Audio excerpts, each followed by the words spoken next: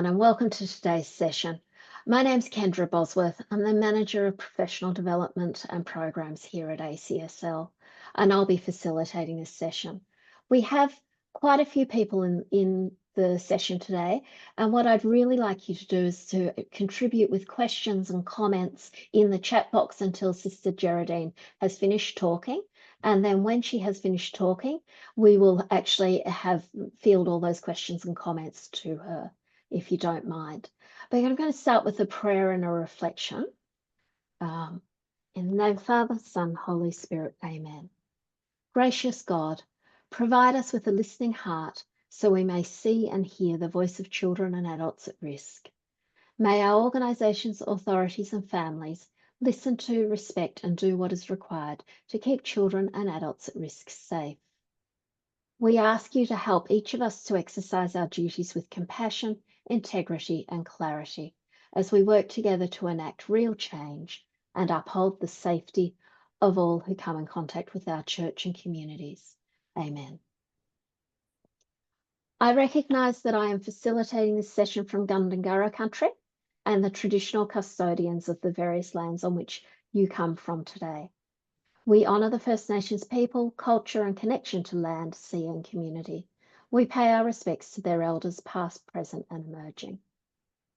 ACSL also acknowledges the lifelong trauma of abuse victims, survivors and their families. The failure of the Catholic Church to protect, believe and respond justly to children and adults at risk, and the consequent breaches of community trust. Please be aware that this session discusses abuse very obtusely, but it does discuss abuse and therefore may contain content that you find confronting. If you start to feel distressed, please use your own judgment and ensure you're safe. You can find support resources on the ACSL website. So today I am really pleased to introduce our presenter, Sister Gerardine Doherty. Born in Brisbane, Sister Gerardine was educated by the Daughters of Our Lady of the Sacred Heart in her home parish and returned to their congregation for her profession after university. She taught in high schools before further study and subsequent roles in spirituality, spiritual direction, supervision and religious formation. Gerardine also has a Doctor of Ministry degree from Catholic Theological Union, Chicago, specialising in spirituality and theology. So we've asked Sister Gerardine to lead this session today and talk about her experience with pastoral supervision, the challenges and ideas that have worked for her in her current role as Director of Clergy, Formation and Ministry in the Townsville Diocese. We acknowledge that there is no one-size-fits-all solution to pastoral supervision. The aim of this webinar is to listen and learn from Sister Gerardine, to ask questions and allow you to share your own ideas of what's actually being successful in implementation. So that's towards the end of the session. So while Sister Gerardine will be doing most of the talking for the first part of today, we would love to hear from you in the second part. So if you can please put questions or comments in the chat as we go along, I'll collate them and we can put them to Sister Gerardine and to the group when she's finished her presentation. As a reminder, as I said earlier, the session's being recorded. So if you don't want your image included, please turn your video off. The recording will be available in a couple of days and I will send you a link to the recording so that you can see it again. So all that being said, sorry, Sister Gerardine, there's so much at the beginning, but all that being said, it's really lovely to see everyone here today. I'm really glad that you could all join us. Sister Gerardine, would you like to start? Thank you very much, Kendra, and I also welcome everybody on screen and thank you for being here, and more especially thank you for what you're doing to upbuild the work of care and love for the people of God, because as we have learned, it's very, very, very much needed. So I'm very humbled to be with you and among you today. As Kendra said, I'm sharing my experience, but in the midst of sort of just looking at supervision in a very general way as well.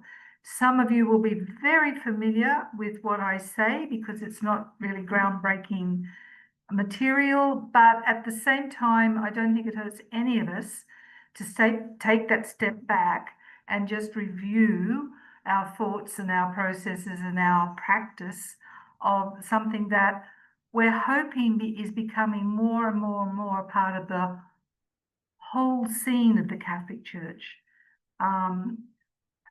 You know, part of that journey that Kendra just spoke about, the journey of safeguarding, we are on the journey. We will probably never perfect it. And supervision, pastoral supervision, as we're looking at today, is a part of that journey. So I suppose a good question to have it before we start is, what has been my experience of supervision? My own personal experience of supervision. What are some of the attitudes that I would like to re-examine in relation to supervision? What have been some of the challenges that supervision in general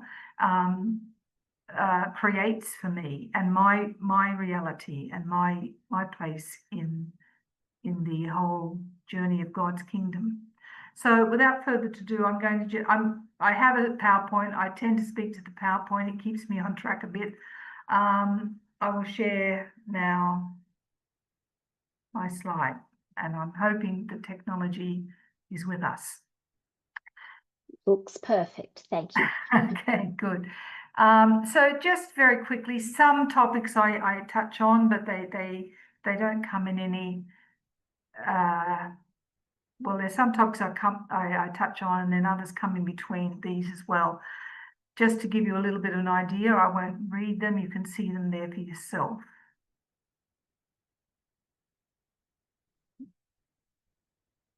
And before attempting to break open the topics, I just want to present you with this slide and this statement that goes back a long, long way, long before Christianity, long before Christ. The unreflected, or I think the word that Socrates really uses is the unexamined life is not worth living. And I think supervision, or the role of supervision, helps us to enter into that space where we do begin to learn that the reflected life is very much a treasure, not only for myself, but for those that I am ministering to. So more specifically, looking at pastoral supervision and just reviewing where it's come from very, very briefly. Why is there so much emphasis now on supervision, whereas 10, 12 years ago, we hardly mouthed the word. We hardly spoke the word. Well, it was the famous Royal Commission into the institutional responses to child sexual abuse that got underway in 2013, producing its final report in 2017. A very significant, we know, event for Australia as a whole, and specifically for the Catholic Church.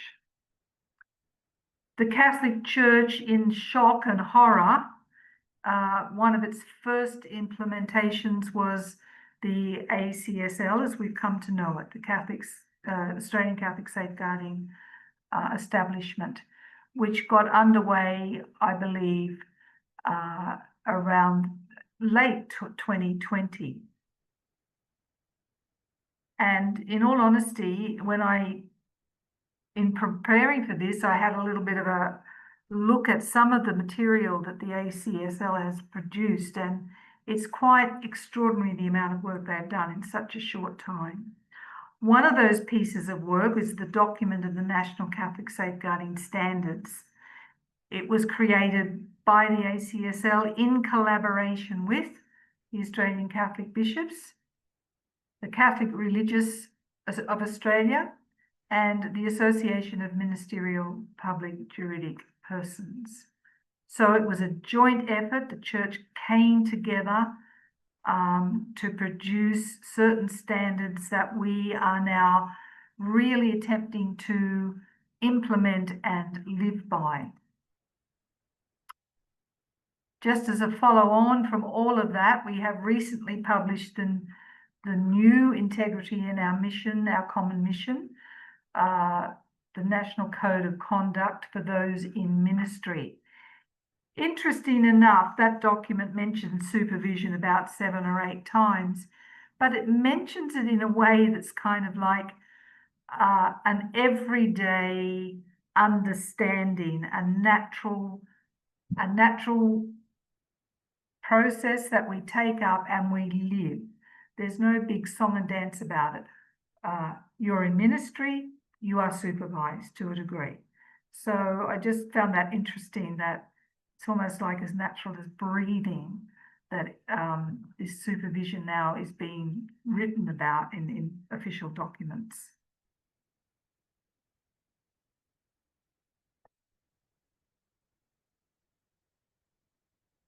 So going back to that Royal Commission and its recommendation, it's quite strong. So I would like to read that for you. Each religious institute should ensure that all people in religious or pastoral ministry, including religious leaders, have professional supervision with a trained professional or pastoral supervisor who has a degree of independence from the institution within which the person is in ministry. Quite a mouthful. The interesting words that I find there are all people in ministry, trained pastoral supervisor with a degree of independence from the situation in which the supervisee finds themselves. So that was the overarching, if you like, recommendation that, again, Church Authority in Australia has picked up and is still in the process of responding to. But I think the response has been deliberate, intentional, authentic, coming out of probably a state of absolute unbelief of what we unfortunately discovered through that commission. Following on from that overreaching or overarching statement is the National Catholic Safeguarding Standard Statement. All clergy and religious in full-time ministry participate in at least 6 hours, with the optimum being 10 hours of professional pastoral supervision each year. Clergy and religious not in full-time ministry participate in at least 6 hours of a reflective practice activity each year. I think a reasonable understanding of that last sentence would be the place of peer supervision, where people come together and reflect together on their, if it's part-time ministry, to keep them in touch with, you know, that whole reflective process and the graces that it brings. Following on from that statement, it also emphasises that all religious and clergy in ministry undertake ongoing professional development and regular appraisal. Interesting that that statement has gone from all people in ministry, more specifically to clergy and religious. I think there was a reason for that. I'm not sure if I'm right about the reason, so I'm not going to spell it out, but it's very deliberate in its transition there. Just to further this conversation a little bit, we here in Townsville have a document, a handbook for personal and professional development of priests.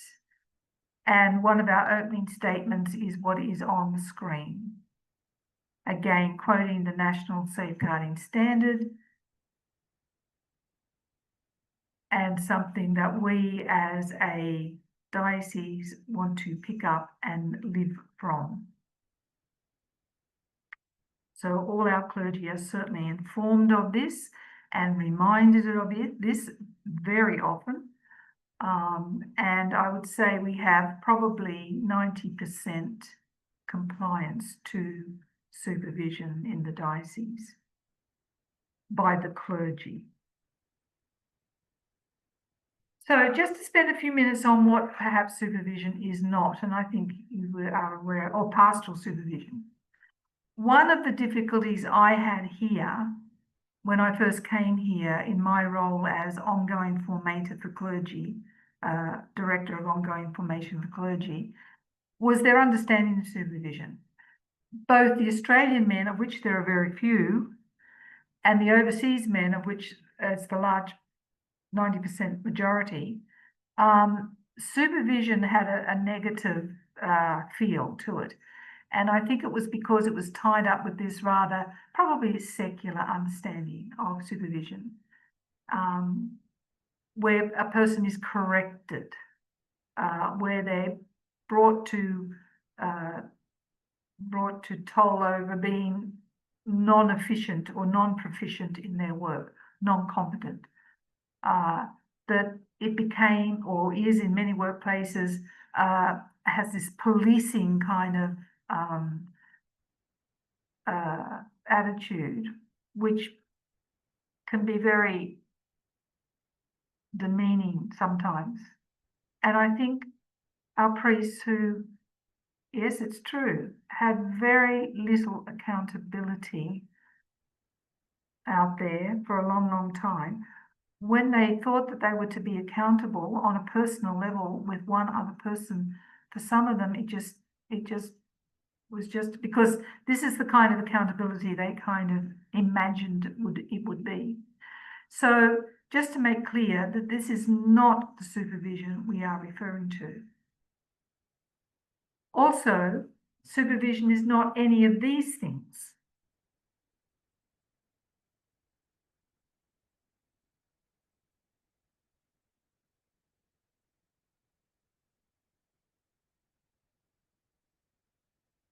Now, again,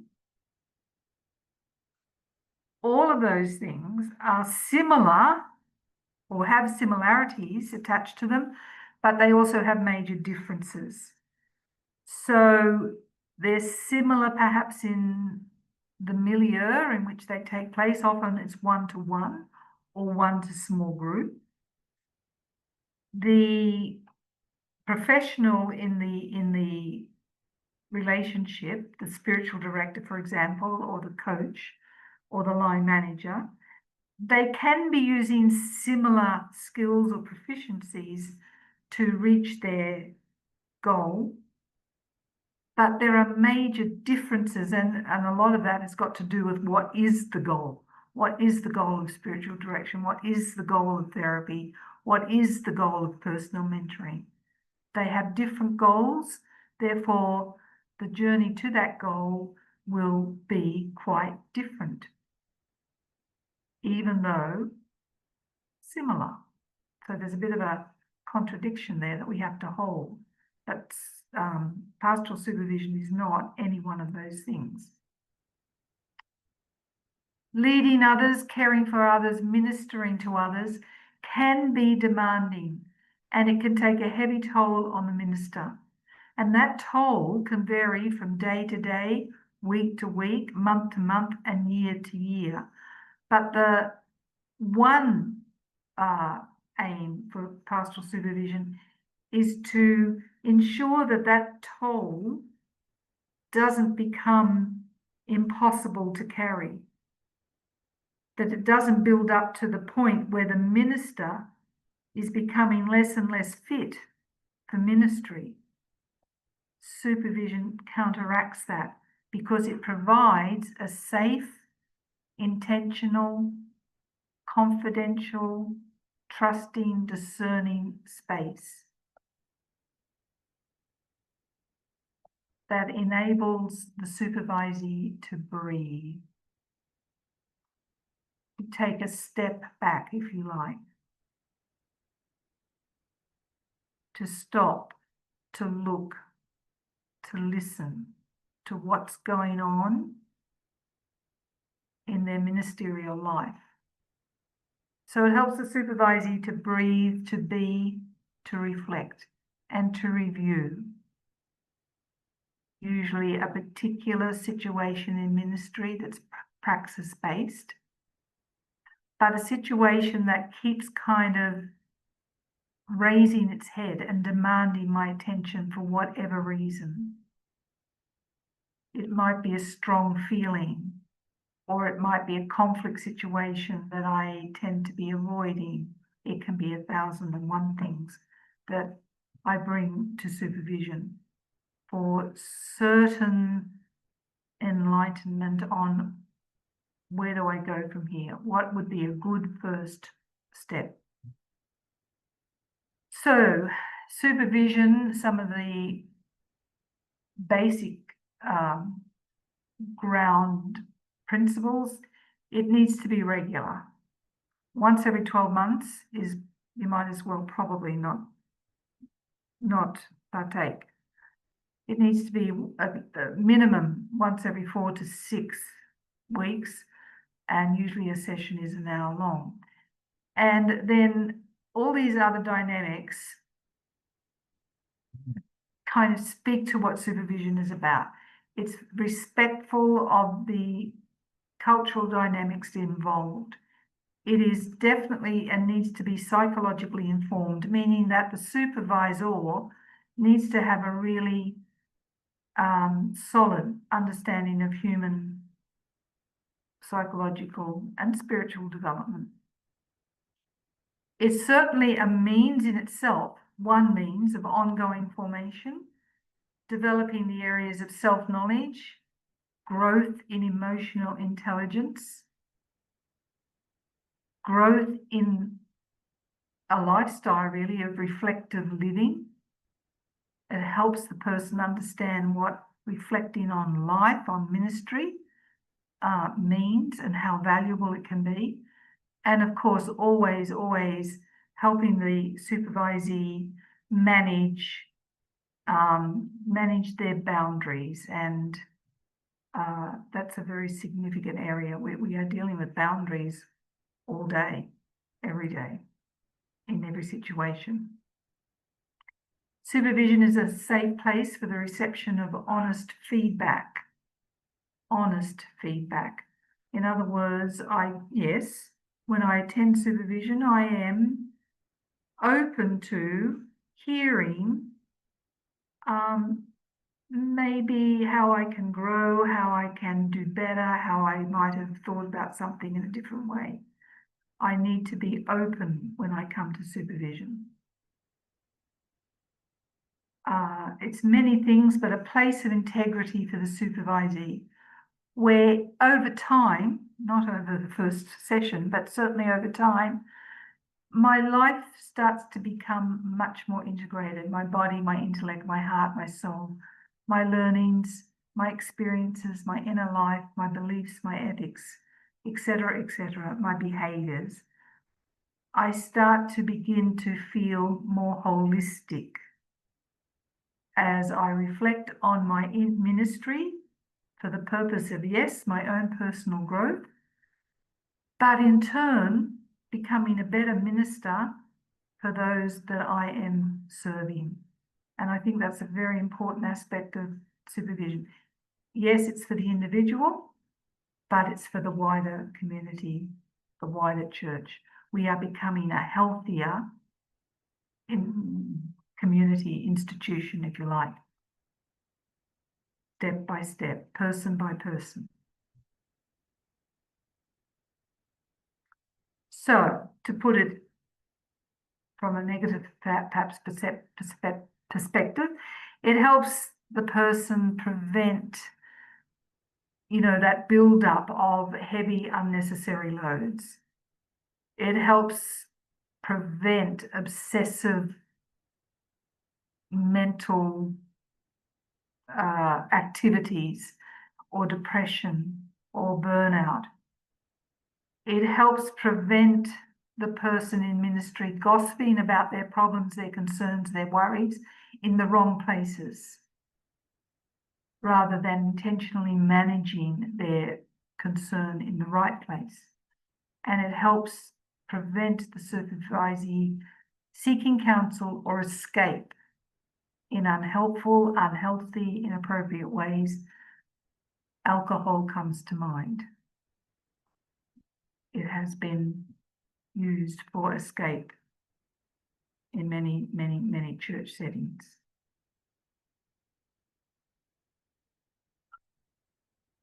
Preparing for supervision when I am the supervisee, well, nothing ground shattering here. I need to take time, and I need to take quality time to reflect in my preparation. To roll into a supervisor, usually the supervisor has a sense that that's what's happening when a person lands at their doorstep and they just fall into the chair and start talking. No, I need to take the time. I need to notice in my reflection what comes up, and I need to make sure that I've made a decision about what I intend to present in the supervision session. The supervisee is really the person who is responsible for the time of supervision.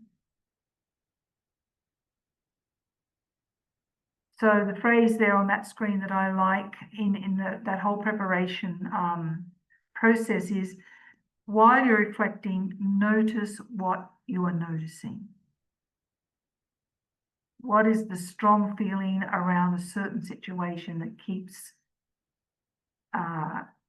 nagging at me, if you like? What is the thing that keeps me awake at night? What is the thing that's causing a lot of complexity and hardship for people because things aren't clear, boundaries aren't clear?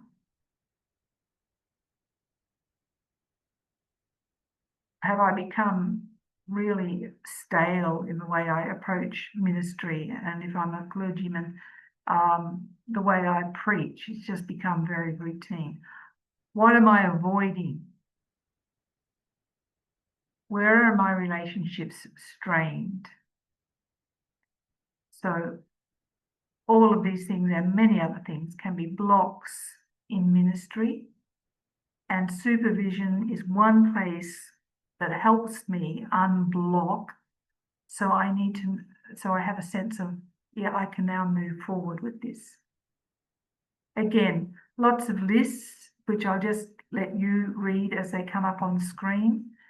But supervision can attend to any one of these things and a lot more.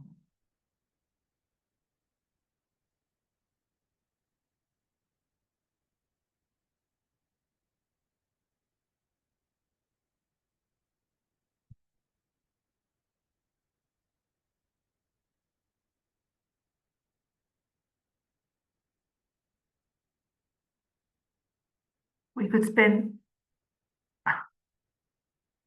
weeks just talking about these issues. One I would point out, well, the difficulty in places like where I live, in a regional diocese, the distances, the isolation, the loneliness. We work very hard to make sure that priests are actually not ministering alone in isolated places, but not always possible. Loneliness is the root cause of a lot of other issues, and all of these issues can interact with one another, and they're not just standing on their own. They're within the human person, causing often a lot of blocks to the way they go about doing their ministry in the kingdom. Assumptions, beliefs, and values, the last one there on the list, a really huge one. I need to be always examining assumptions because we have them, but often we're not aware of them. And often they can be negatively impacting our ministry. Other things to be considered. The list could go on forever.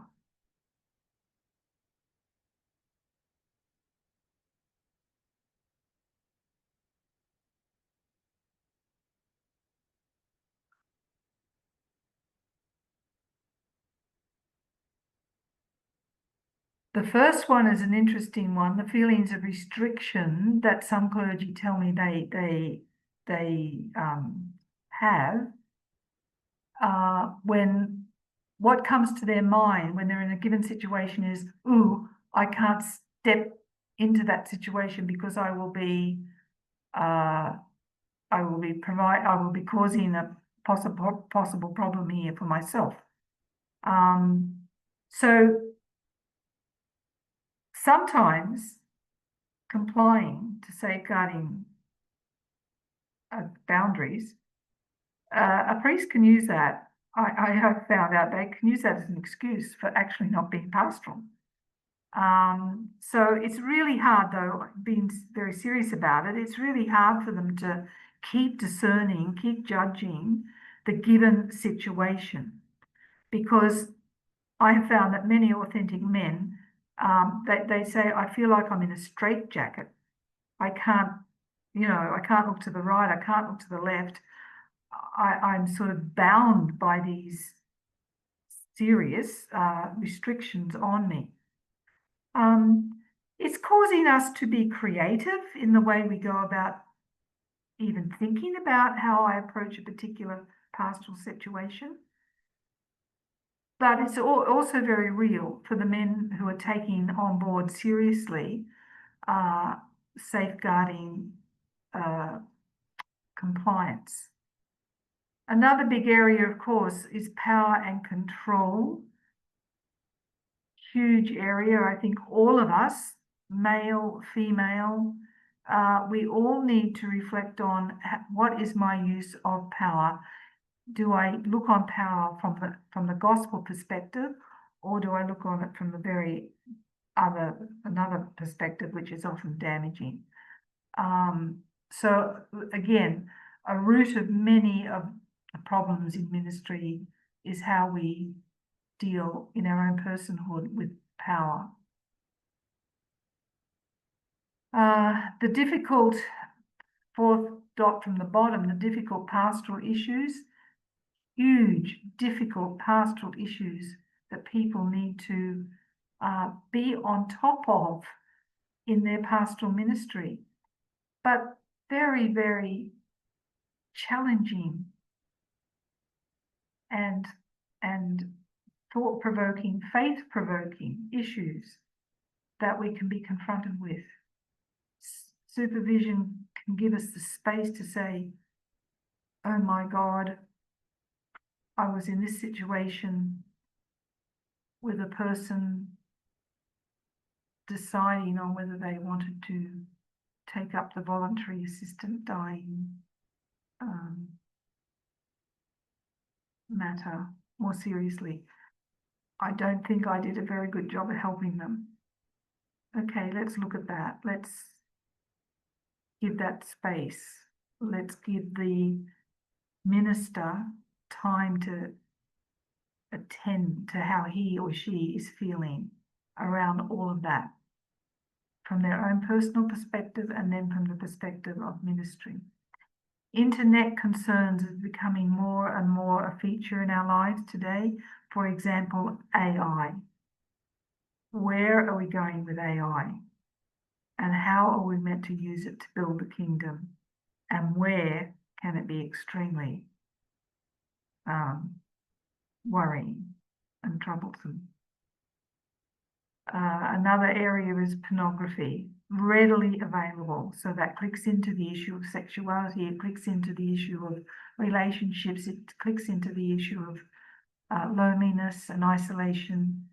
So internet concerns is going to grow, I think, more and more, and will be a more and more discussed topic within the area of pastoral supervision.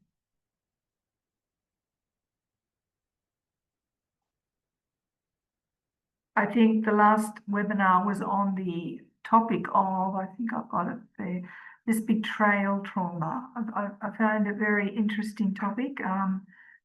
You might want to go back to last session if you are a regular attendee of these wonderful formative sessions that a CSL is putting on. very interesting concept of how a person can be traumatized because of the betrayal they've received from their employer, for example, who may be a bishop. So the betrayal is double whammed, or it may be the institution itself. So it's a huge, huge area just in itself. Now, the space also, there's a supervisee, but there's a supervisor. Now, this list is certainly not complete by any means, but I think for me, their main task is listening attentively and reflecting back to the supervisee what they are hearing. Supporting, encouraging, and nurturing self-disclosure. I think pastoral supervision is one forum in which ministers learn what it means to self-disclose and what it means to learn self-disclosure in an appropriate way. The supervisor, yes, provides the reflective space and the possible transformative space for a supervisor. A supervisor can offer consultative support when necessary. The supervisor is the person responsible for establishing the supervision covenant or contract or agreement, whatever the word is that's being used. And of course, ultimately, they need to attend to their own ongoing supervision and their own ongoing professional development for the very same reasons that the supervisee needs to do that, so that we're building up step by step, person by person, a healthy, dynamic, responsible, accountable, reflective Catholic Church. So the next few slides, there are different people expressing how they see pastoral supervision. Each of them have got a slightly different emphasis. This person, which I think was me actually, wrote or shared this with people in a particular forum, as well as sharing our joys. It's a place where we can share our joys and our hopes and our plans for ministry. It is also the appropriate place to share vulnerabilities, inadequacies, disappointments, self-doubts, and failures. Because it is in the very sharing of these truths about ourselves within the safe and appropriate environment that I will eventually experience freedom from any grip that is on me. I will experience freedom from control over my behaviour or over my decision-making or over my relationships. Ongoing pastoral supervision brings me to a place of freedom. Chaplaincy Australia. I'll let you read that one.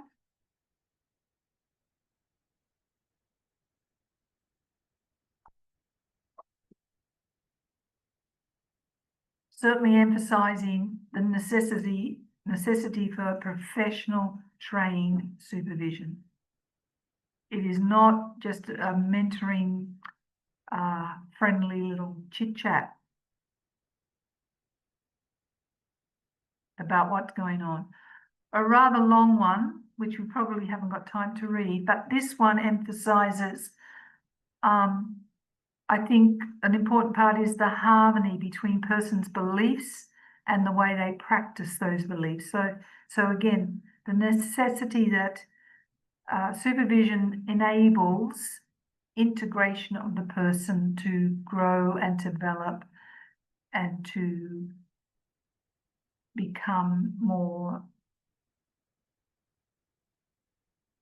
grounding in their own personhood and their own integration. Oops, I don't know what happened then. One thing, sorry. Nothing happened from our perspective. Just something went in the chat box, which we'll talk about when you're finished. Yeah. I've lost my screen and I don't quite know how to bring it back. I'll just press share. Sorry about that. Okay. The screen is currently Pastoral Supervision and the photo with the flowers and the ladybird about harmony. The trouble is I've lost it, so I've lost it, so I can't operate it, if you know what I mean. Mm-hmm. I don't know why that happened. Anyway, my good people, we were towards the end. I just had a couple of other screens of people trying to come to terms with what is pastoral supervision. In one sense, hard to grab and to clarify, but in another sense, these definitions are all saying the same thing, but highlighting different aspects. And it's going to be different in every single supervision encounter because the two people encountering are different and unique, and they will bring their own selves to try and get it back. Can't get it back. Okay. I did have a screen at the end. Oh, I've got it back. Okay, I'm going to move on to the last screen. Having said that, if I can.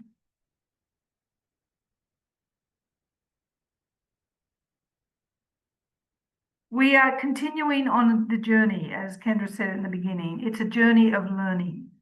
And some of the things I've learned and we are learning as a body of people, definitely supervision has not been part of our tradition, and that causes a problem for a lot of people. It means nothing to them. They don't understand its necessity now and its wonderful grace benefits. So I've encountered clergy that have been on the road a long time and have been their own master in a sense, and see absolutely no sense in sitting down with somebody else talking about what they feel is difficult from time to time. So that in itself is a little bit of an issue. The fact that this hasn't been part of our tradition. Uniting Church, even Anglican Church, I think they have a stronger tradition and people are quite used to it. It's an everyday word. As well as not being a tradition, there are certain clergy that I have encountered that do hold negative attitudes towards the concept. They've never experienced supervision, but in some ways they're sort of very learned about it and don't give supervision good press. That doesn't help anybody either. So in other words, how do we persevere in an atmosphere that can be sometimes quite negative? Well, I think the simple answer is we just keep persevering and keep trying to break through that.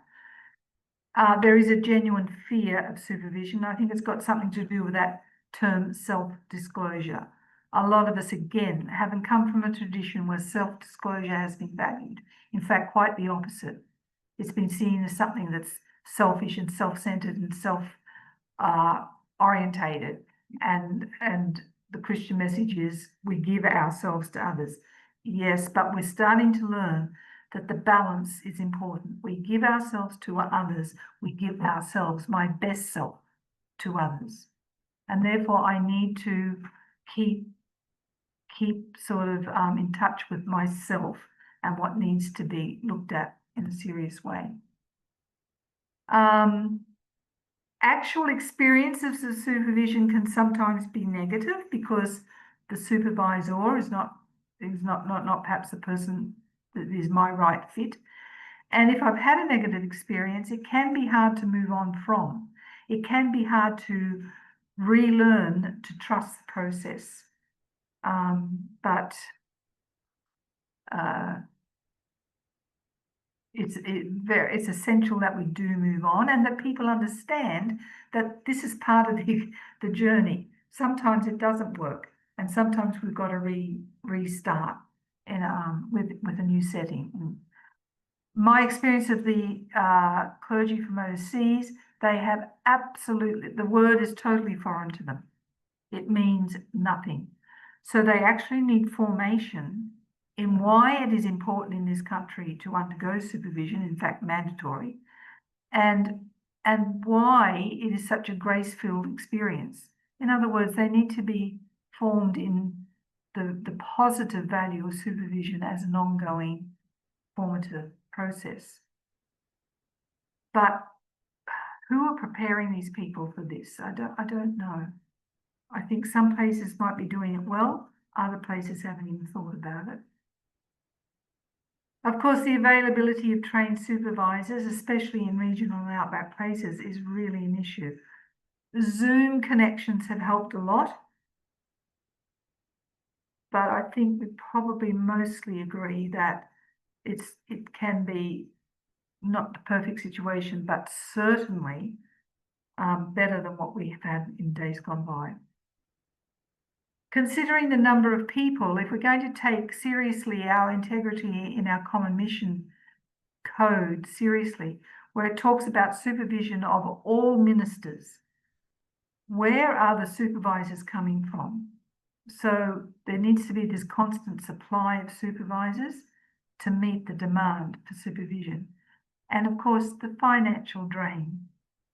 If all our ministers are being supervised, that's a big financial commitment. So how is that being dealt with and thought through and met in a realistic and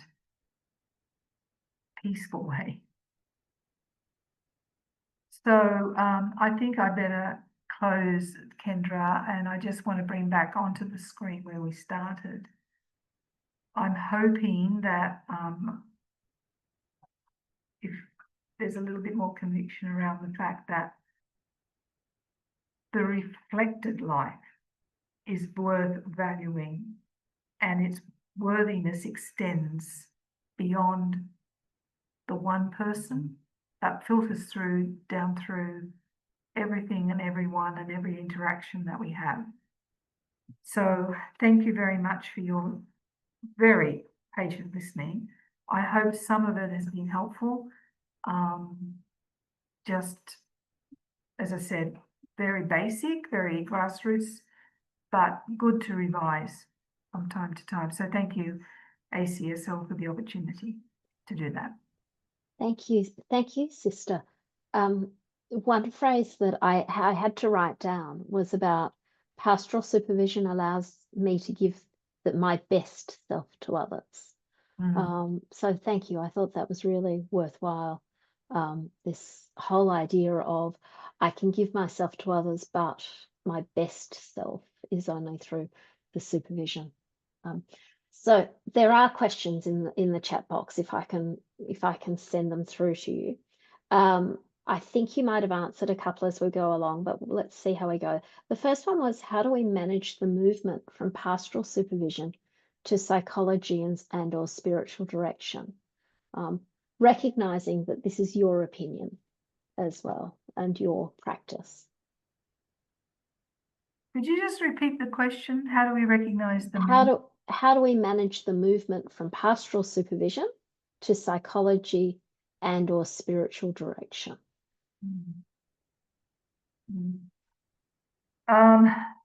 Big question, but an important one, because as I said, there are many areas now in ministry in general, spiritual direction being one, but something as like line management being another form of supervision in a sense. Many forms of supervision itself. So I think the best answer I can give there is that each of those individual ministries have a specific goal, a specific core, or a specific center that in a way probably it's more the responsibility of the supervisor or the director to help keep the person on track. For example, I think in the area of spiritual direction, it's really easy for the directee to come in and start talking about My experience as a ministry over the last month. Well, it's sort of up to the supervisor to help the directee say, come back to why they're there at spiritual direction. And the core question would be, and where has God been in all those activities for you over the last month? Where has God been? Whereas that wouldn't be a central question in supervision, a pastoral supervision. God is certainly in. It's really hard to define sometimes, but I think it's up to the skill of the person who is the professional in the situation. I hope that helps a little bit. And if you're into an area of therapy or psychological development and formation, the emphasis is the human person and the dynamics going on in you. Now, you might say to me, well, how do I separate me from supervision and spiritual direction? Well, you don't. But the focus will be the guide, will be the difference. Thank you, Sister Gerardine. The next question was from Vicky of, do you recommend for or against a supervisor from a different faith tradition? I recently held a whole CPE, but just forgot what it stands for, pastoral experience. What's the first word? Clinical pastoral experience, CPE.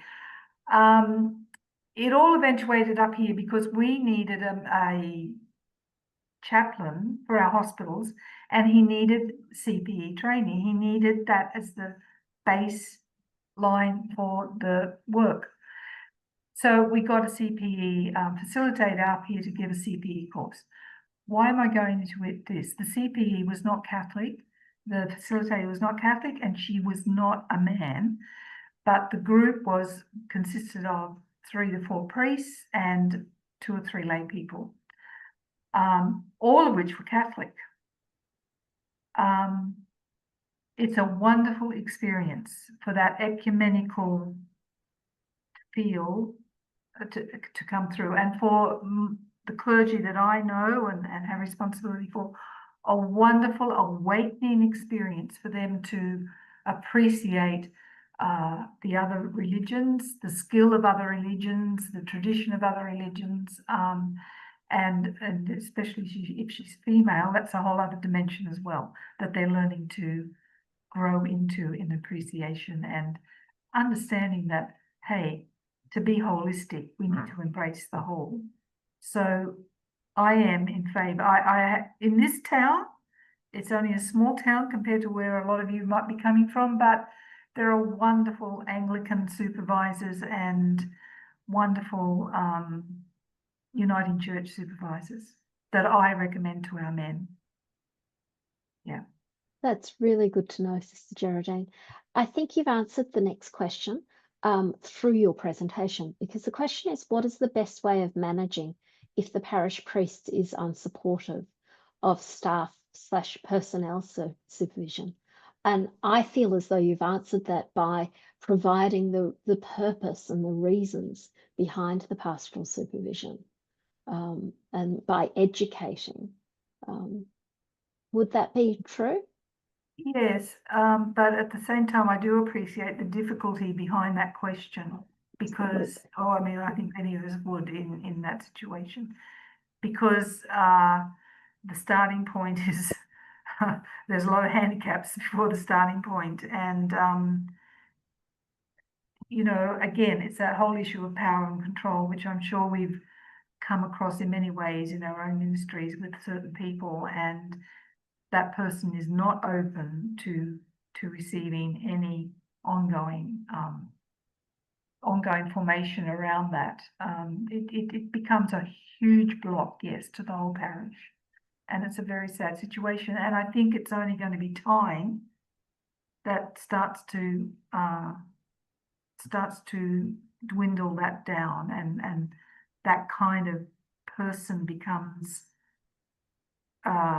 less and less, in the sense of having less control over our parishes. That is the hope.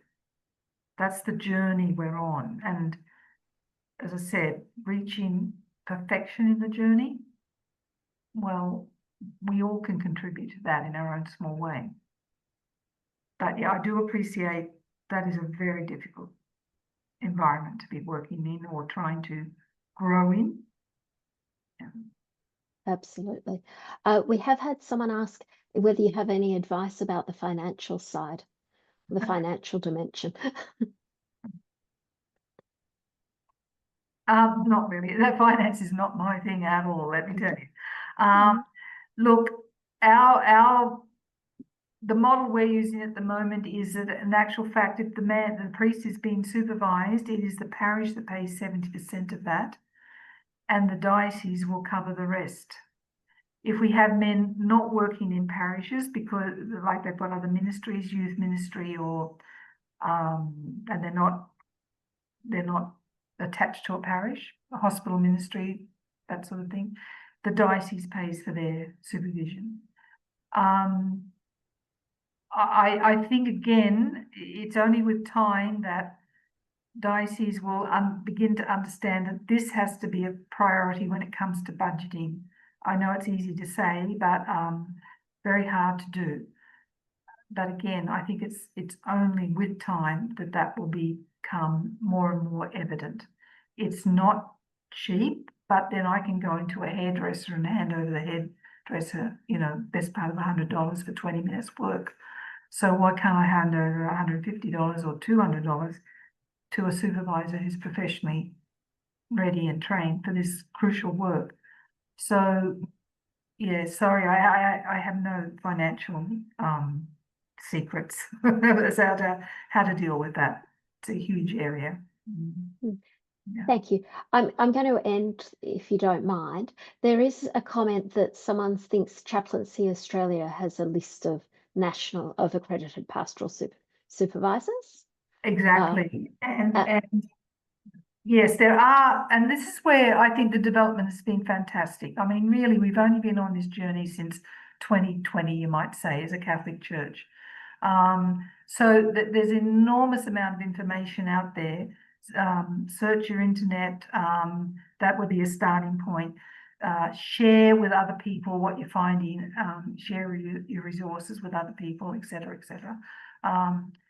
It's really, really growing rapidly. And I think we have ACSL to thank for that as the root promoter of everything positive that's happening. So thank you. Thank you. I feel like we've had so much good press from you today. Thank you so much for that.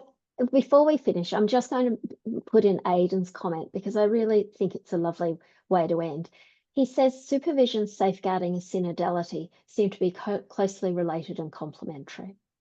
Ideally, they should be developed together, integrated appropriately over time to move towards an authentic understanding and cultural growth in the Catholic context. Aidan, thank you so much for putting that in because that's a perfect way of looking at the future and of talking about it. But Sister Gerardine, I am going to finish us now, if you don't mind. Thank you so much for that presentation because it's generated a lot of thought and a lot of more understanding. For everyone who's sitting there thinking about certificates and recordings and the admin side of things, I would just like to say that we will be sending you an email later today, which will have access to your certificates and feedback, because we can only generate relevant webinars by hearing from you about what you want to hear about. So please complete the feedback form. The recording will take a couple of days to process, but we will be sending out the link to that as well. One of the other things that ACSL is doing is creating a guidelines for professional supervision or pastoral supervision. They are in draft format, and I am very happy to send those out with the link to the recording for you to come back and give us feedback about what you think about these guidelines. We have had a series of feedback already, so we know that they're at least in the right direction, but we are looking for more feedback as we go along as well. But Sister Gerardine, thank you so much for an amazing presentation.